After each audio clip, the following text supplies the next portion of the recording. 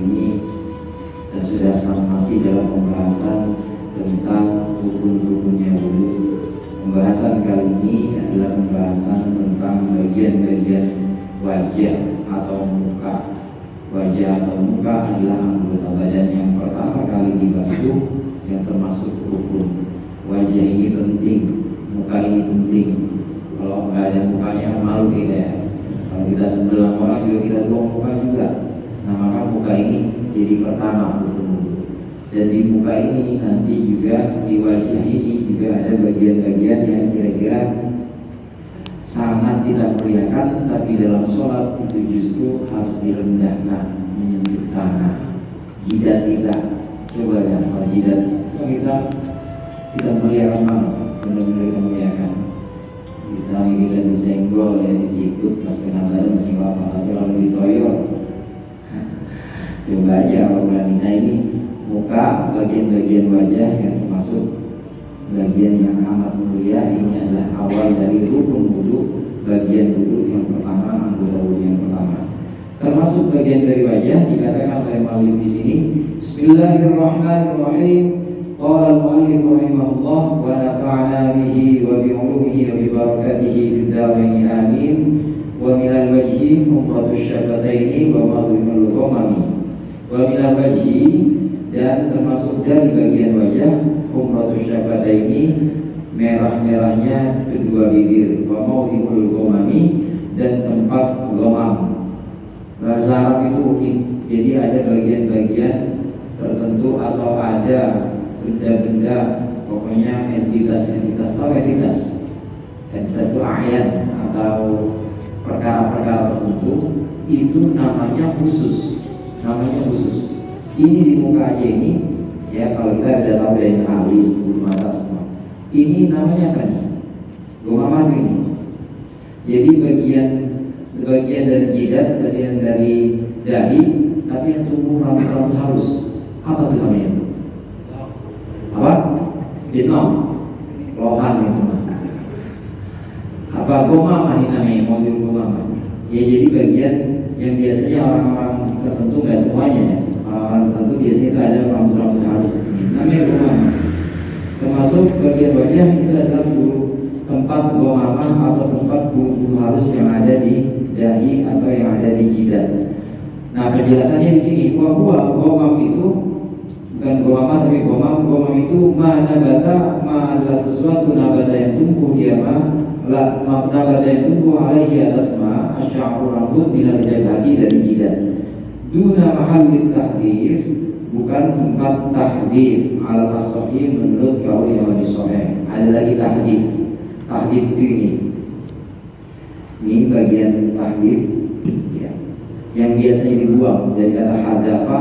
Ini kalau orang perempuan biasanya ini dibuang biar kelihatan mukanya agak gimana gitu. Jadi kalau orang dari hewan melihat ada gimana gitu ya. Ini dibuang, ya diberikin namanya tahdif. Sini tahdif. Kalau pengajian bisa dibuang namanya tahdif. Apa Indonesianya? Nggak ada juga kan? Agak ada. Itu ini bahasa tahdif. Tahdif itu ala asal menurut kaul yang lebih sahih. Wa huwa ma nabata alaihi sya'rul khafif. Yang namanya tahdif itu adalah sesuatu nabata yang tumbuh alaihi di atas asy'aru, rambut al-khafif yang halus, baik tidak lidah, mulai dari permulaan ini cambang, wan naza'ah dan naza'ah, wa duna wa tadil udun, dan selain watan atau pasaknya telinga. Ini pasaknya telinga namanya. Naza'ah itu apa? Naza'ah ini dan naza'ah, dua naza'ah. Naza'ah itu wahuma bayadoni. Naza'ah itu adalah dua kulit putih yang tanifani, yang mengepung keduanya, dan nasiata akan ubun-ubun nasia, wamawdi musfarahi, dan tempat kebotakan. Wahua ma bainahuma, wahua dan sholat ma ada sesuatu bainahuma yang diantara keduanya, diantara kedua dari bayadon tadi idan hasaroh, ketika rontok anhu dari ma dari si sholat tadi asy'arul rambut. Ada dua istilah lagi yang merupakan bagian wajah. Naza'ah itu adalah kalau tadi yang tahdif sini, nazah ini nazah. Kalau tadi kan rambut halus, nazah ini bagian yang awal banget tumbuhnya rambut bagian atas namanya nazah. Nah ada lagi di sini, kemudian ada lagi di sini namanya sholah. Sholah itu yang biasanya botak duluan. Hampir saya ada ya. Maaf saya ya. Itu ini NU itu sampai menutupin umur. NU itu. Jadi udah kelihatan. Musafar. Nah ini namanya sholah. Sholah itu adalah tempat yang biasanya orang botak duluan sholat, bagian depan sholat. Ada lagi istilahnya di situ bayadoni. Bayadoni itu kulit putih mulai dari awal jambang, ya mulai dari awal jambang yang sambung ke ubun-ubun. Ubun-ubun di sini ya, ubun-ubun dari sini, bukan di sini. Ubun-ubun di sini. Jadi ada sebutannya itu muqaddamah ras atau bagian depan kepala, itu namanya ubun-ubun. Nah semua itu adalah bagian-bagian yang termasuk harus dibasuh dalam basuhan muka. Semuanya itu harus kena. Kalau ada rambut-rambut halus misalnya seperti tadi gomam, rambut halus yang ada di jidat, itu wajib dibasuh juga. Kalau ada orang misalnya di mukanya di bagian pipinya bukan bewok, ya bukan juga cabang, bagian pipinya dia agak beda. Ini ada rambut-rambutnya, misalnya tumbuhnya di sini di bagian bawah ini bawah kelopak mata, itu termasuk bagian-bagian yang harus dibasuh semuanya itu, karena itu termasuk bagian yang dianggap sebagai wajah. Wa yusannu ghuslu kulli ma qila annahu minal wajhi. Wa yusannu, dan disunahkan ghuslu kulli ma, membasuh setiap apa-apa atau setiap anggota rambut juga bisa, qila yang dikatakan bahwa annahu, bahwa sesungguhnya ma laisa, tidaklah termasuk minal wajhi, termasuk wajah. Wa yajibu, dan juga wajib ghuslu dhahiri wa batini kullin, membasuh muka atau dalam setiap rambut, minasyumuri, dari rambut-rambut as-sabiqati yang telah disebutkan. Wa in katufa, meskipun tebal dia, kulit tadi setiap rambut, lindu trotil kata tadi, karena jarangnya tebal fiha di dalam syumur, la batini katifil hiyatin, bukan bagian dalam dari jenggot yang tebal, katif, wa alidin, dan jambang. Kita memang kemarin ada 14 gitu ya, ada 14 bagian rambut yang tumbuh di muka, banyak gitu. Ada 14 pasang-pasangan seperti alis, bulu mata, kiri kanan, dan seterusnya. Yang sendiri itu seperti ini, Saliman betul. Dia merah ini Saliman. Isat. Hah? Iya. Nah ini saya nggak kedengeran. Nah terus jenggot sendiri. Terus yang ini ada lagi setanya nih, ujungnya kumis. Nah semua itu ya, semua adalah bagian-bagian rambut yang wajib dibasuh sampai ke kulit-kulitnya. Punya misalnya bulu mata, dia bulu mata itu tebal, sampai bisa di ini kepang misalnya. Terus ya kalau kelihatan sih serem gitu ya, pokoknya tebal banget. Ini wajib dibasuh sampai ke kulit-kulitnya, sampai tempat tumbuh bulu mata itu. Ada orang misalnya kumis, ya kumisnya itu tebal banget, maka wajib dibasuh sampai ke kulit tempat tumbuhnya itu kumis. Ada orang misalnya gomam dari kemarin, itu bulu-bulu yang ada di jidat tebal banget, maka wajib sampai di kulit-kulitnya. Yang tidak wajib sampai di kulit, yang hanya zahirnya atau permukaannya saja, itu jenggot dan cambang boleh. Jadi hanya permukaan. Kalau tebal ya, kalau tebal. Karena apa? Ini karena masyakoh atau karena sulit. Dan juga satu lagi selain karena masyakoh, karena memang umumnya orang jenggot itu bisa tebal banget, cambang juga yang akhirnya jadi bewok, kalau nyambung ini ya jadi bewok, itu juga umumnya banyak orang yang tebal. Nah, karena umumnya orang banyak yang tebal, dan juga umumnya orang itu sulit masyakoh tadi, maka untuk jenggot dan jambang yang akhirnya nyambung jambang jadi jenggot itu namanya bewok, maka boleh permukaannya saja. Ya jambang yang nyambung sini namanya bewok itu boleh permukaannya saja, nggak usah sampai ke kulit. Jadi nggak perlu misalnya dipakai sikat misalnya, nggak perlu juga di selat lain cukup. Lain hal kalau yang bukan dua tadi, bukan jenggot dan juga bukan jambang, maka harus dibasuh sampai ke kulit-kulitnya. Kenapa? Karena libun tadi kata apa? Karena jarang-jarang orang punya bulu mata tebal, itu jarang-jarang orang punya gomam atau rambut gigi dan itu tebal, jarang-jarang. Ya, mungkin aja nggak ada kan ya? Nggak ada, mungkin di mukanya pasti nggak ada bulu, jarang-jarang. Nah begitu ada, maka karena jarang, ya maka untuk orang ini dia harus ikut orang umum, yaitu sampai ke kulitnya harus harus dibasuh juga, harus kena air. Kumis juga begitu. Ada yang nggak ada kumis? Yes, jangan tutupi masker kumisnya. Ya tipis itu ini usah iman tebal itu. Ya itu di bawah kumis itu permukaan, ya permukaannya itu bukan permukaan, kulitnya itu wajib dibasuh. Kalau kumis, kalau jenggot nggak sampai kulit nggak apa-apa.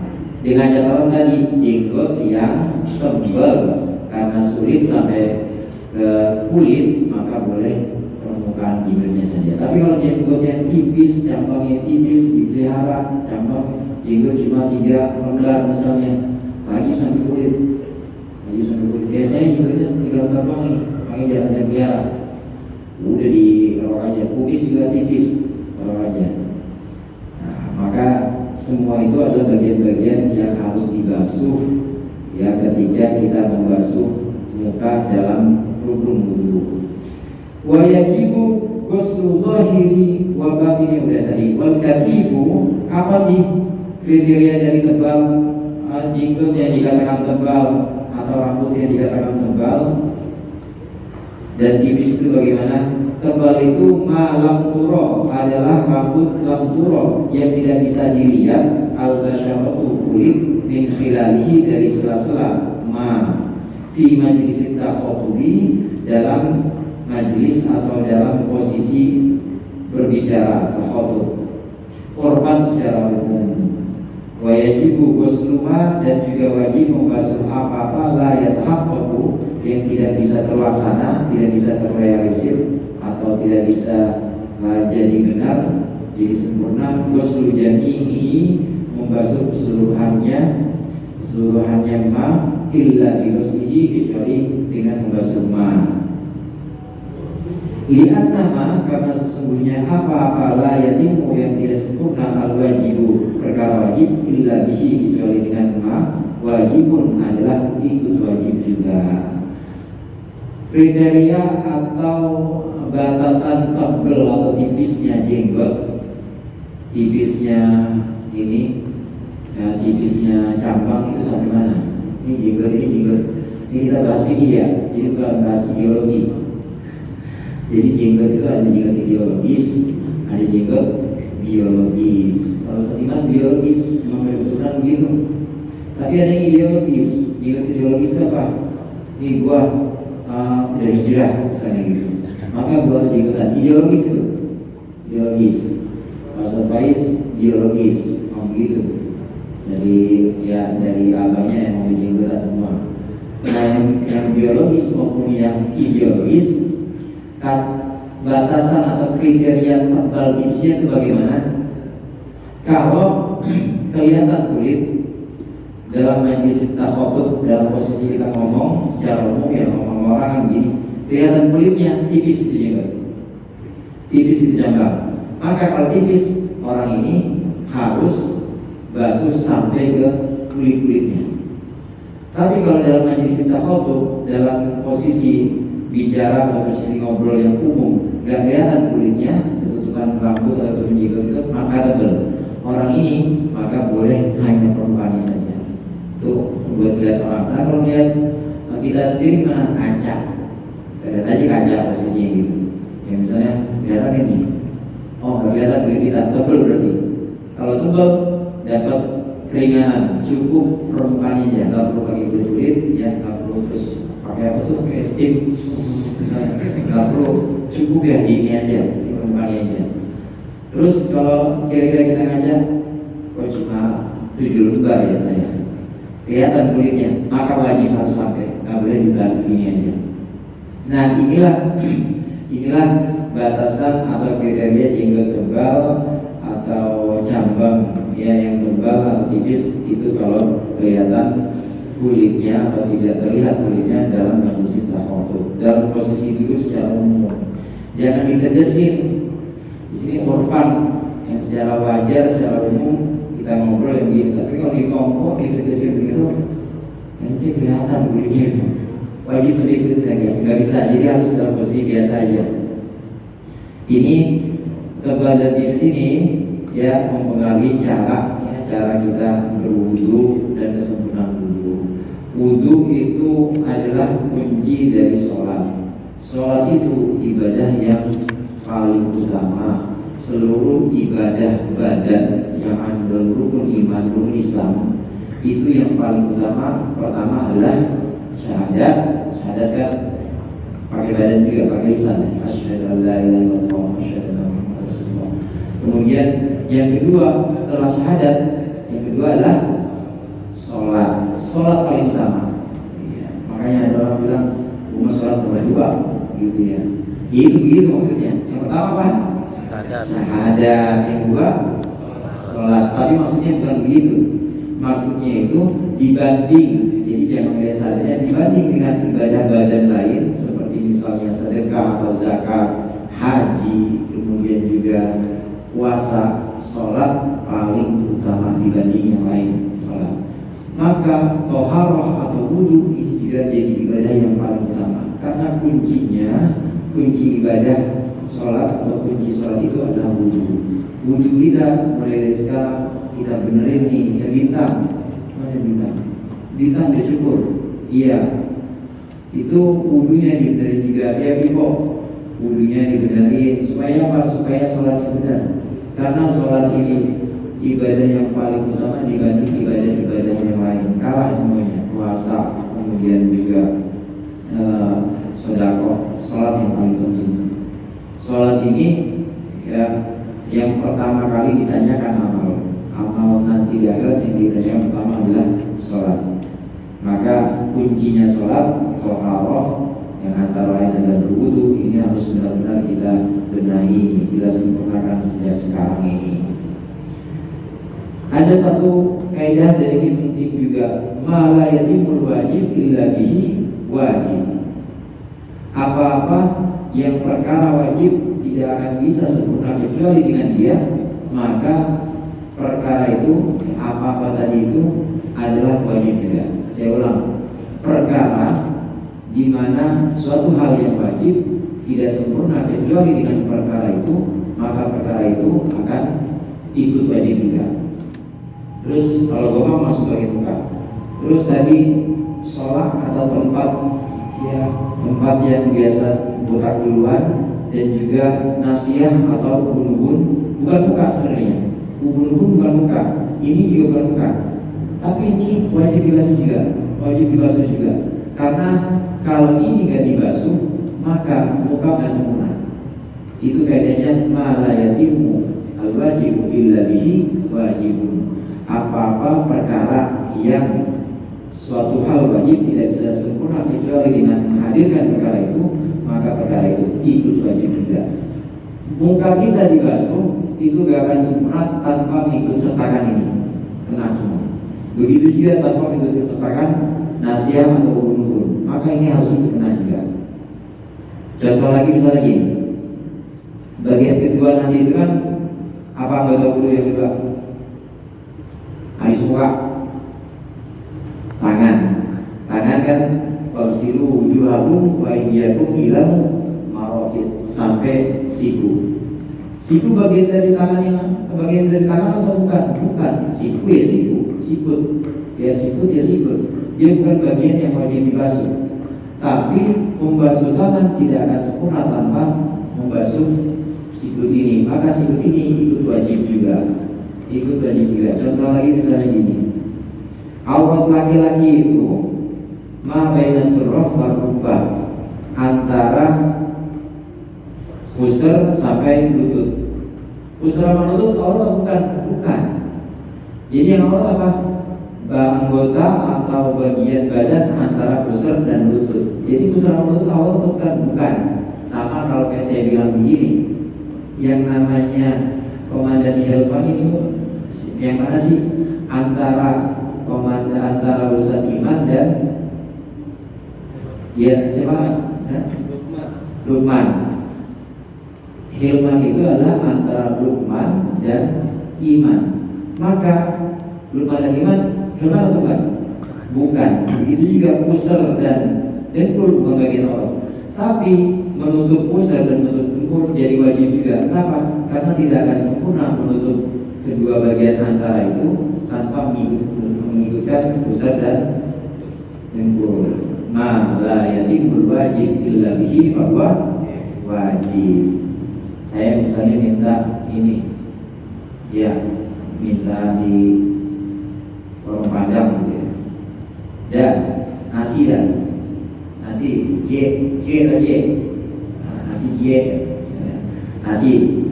itu sama yang dagang nih, sama si budaya ini, kira-kira dibawain nggak nasi? Bawain. Kalau saya dibawain pakai, kalau saya dibawain nasinya doang. Kalau pakai piring, salah nggak? Salah nggak? Nggak salah kalau dari secara perintah saya, karena saya bilangnya nasi doang. Nah, tapi malah yatimul wajib illa bihi wajib. Nasi itu ya di mana-mana yang namanya nasi itu ya itu harus ada tempatnya. Mas saya dikasih pakai tangan nih, maka ngambil nasi ya harus pakai tempatnya juga, pakai piring. Maka piring itu jadi wajib juga. Nah, itu termasuk malah yatimul wajib illa bihi wajib atau fahuwa wajib. Apa-apa yang perkara-perkara apa saja yang kira-kira suatu hal wajib nggak bisa sempurna dengan perkara itu, maka dia ikut wajib juga. Nah, ini buat yang ini nih ya, yang belum pada kawin juga gitu ya, apa tapi apa juga ya. Misalnya demen sama anaknya gitu ya, ikut orang tuanya juga harus demen sama orang tuanya juga harus senang juga sama orang tuanya, jangan cuma ambil anaknya, karena malah yatimul wajib illa bihi wajib. Maka harus mengikutkan perkara-perkara yang kira-kira kalau tanpa dia maka tidak akan sempurna perkara itu. Dikit lagi namanya ngaji malam ya, selesainya malam. Wa thalituha ghuslu yadayhi min kaffayhi wa dhira'aihi bi kulli mirfaqin bil ayah surat Al-Maidah, yaitu fasilu wujuhakum wa aydiyakum wa yajibu ghuslu jami'i ma fi mahallil fardi min sya'rin wa dhufrin wa inqala. Dan yang ketiga, rukun wudu yang ketiga, wa thalituha ay bermula ketiganya thalithul arkan, ketiganya rukun-rukun.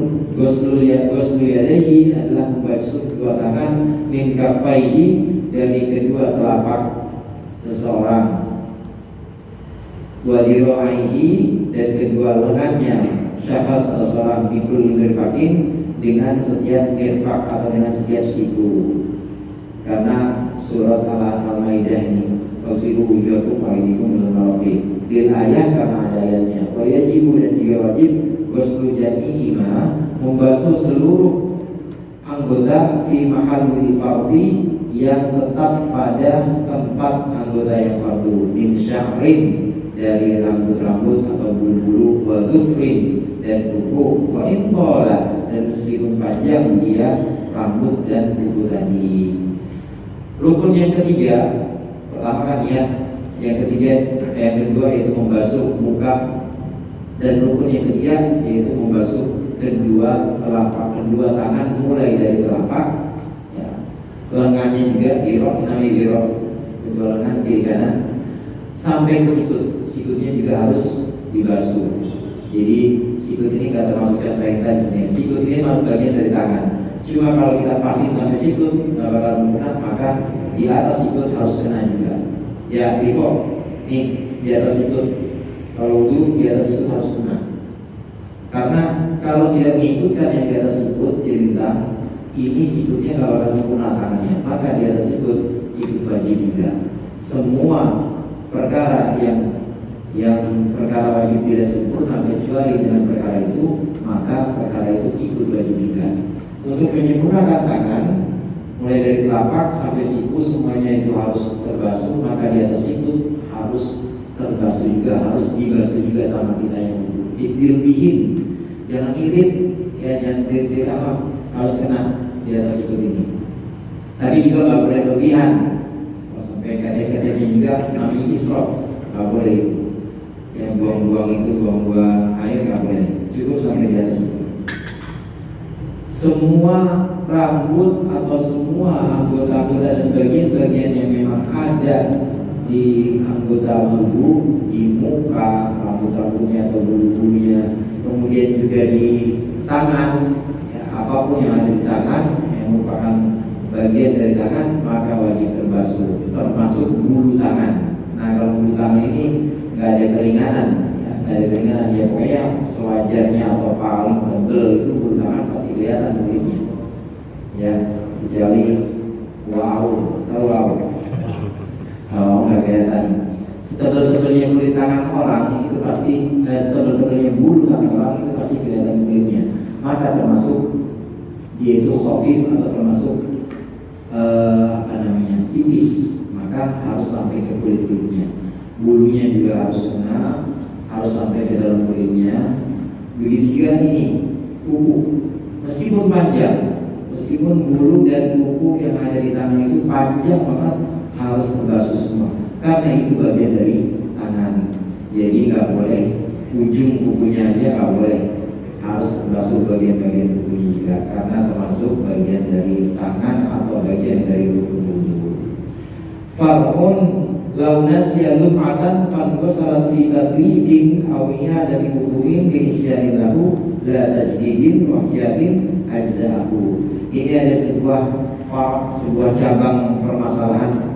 Lau nasiya, jika lupa seseorang lum'atan akan satu bagian, satu titik ya, atau satu bagian, satu bidang, fanqasarat, kemudian terbasuh lum'ah tadi fi tadribin, dalam basuhan yang ketiga, au i'adati wudu'in, atau dalam mengulangi wudu, linisyanin, karena lupa dia tadi itu, lahu padanya, lahu bagi untuk orang tersebut, la tajdidin, bukan karena memperbaharui, wahtiyatin, dan juga bukan karena hijat, ajza'ahu, maka mencukupilah dia taklif tadi mencukupinya, mencukupi bagian tersebut. Ada orang misalnya lupa, ya, atau terlewat bagian tangan, terlewat dia basuh. Ada satu bidang atau ada satu bagian yang di basuhan awal itu karena air terjadi bulunya. Itu pentingnya atau sunnahnya meniga kalikan basuhan kita, muka 3 kali, tangan 3 kali. Kalau itu ada yang terlewat, maka bisa tertutup, bisa terbasuh dengan sunnah 3 kali itu. Ibadah sunnah itu, pokoknya insya Allah ibadah sunnah itu apalagi di akhirat nanti ya, itu bisa jadi penambal, bisa jadi pelengkap untuk yang wajib-wajib dari kita. Di mana wajib-wajib itu tidak belum sempurna, maka bisa disempurnakan dengan yang sunnah, ya. Tapi kalau untuk menyempurnakan bagian-bagian yang kecil, bukan menggantikan yang wajib. Kalau menggantikan wajib nggak bisa, tapi kalau nambel yang wajib bisa. Nah, saya katakan demikian karena kalau sunnah bisa ganti yang wajib, enak orang, enak. Ya orang misalnya nggak sholat wajibnya nggak berganti sunnah aja. Apa sunnahnya cuma sholat tahajud 2 rakaat doang? Nggak bisa. Sunnah itu hanya bisa menambal, nggak bisa menggantikan yang wajib. Itu pun di akhirat.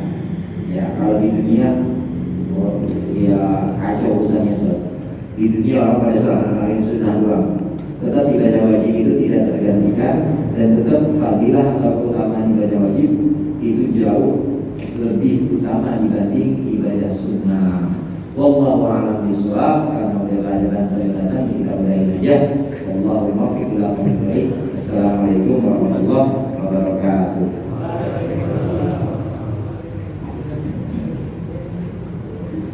Nah.